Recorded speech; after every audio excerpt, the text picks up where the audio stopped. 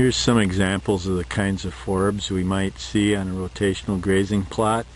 So right here is a clump of orchard grass. Actually, this plot, probably orchard, is the dominant grass.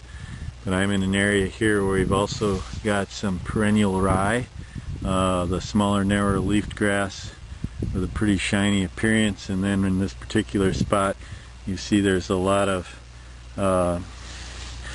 ladino clover growing in amongst it. And so the presence of the clovers creates the ability to fix some nitrogen out of the air, which any legume will do, and then that fixed nitrogen in turn can feed the grasses that are here. So a mix of some legumes and some grasses is the ideal situation, although the legumes tend to not be as persistent, and so you have to take some measures over time to keep re-establishing those. But many of these grasses are persistent for a long period of time.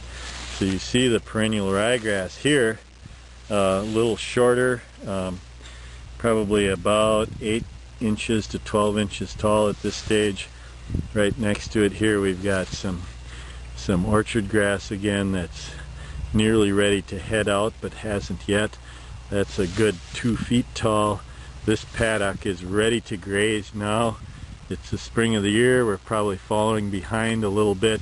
We might want to consider coming in here and harvesting some of these paddocks and making hay out of them, just so we can keep up with the rapid growth that we're experiencing.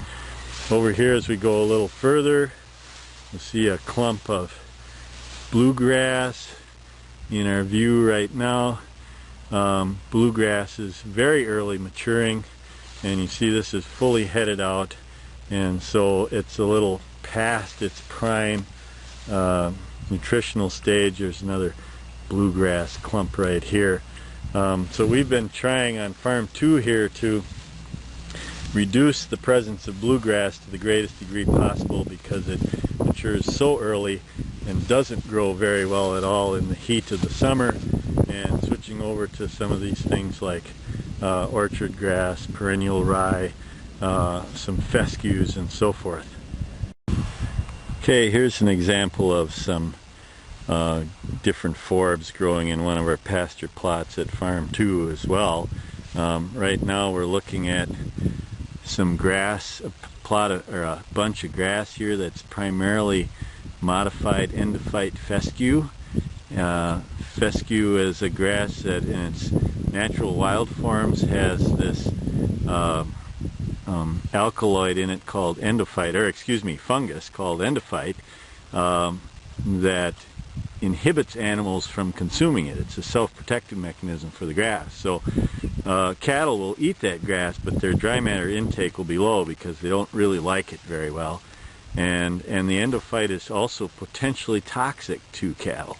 And so this version here, the endophyte has been modified so that the toxicity is gone, and also some of its inhibition of intake, and so you get much better intake and much better performance.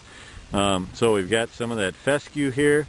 Right here in the middle of that we've got a clump of orchard grass, and then if we look at the legumes here, we see we've got some red clover right there, and if we pan over here a little further, we see some smaller clovers down here with a different sort of pattern in their leaves, and that's white clover, and probably the ladino version of white clover.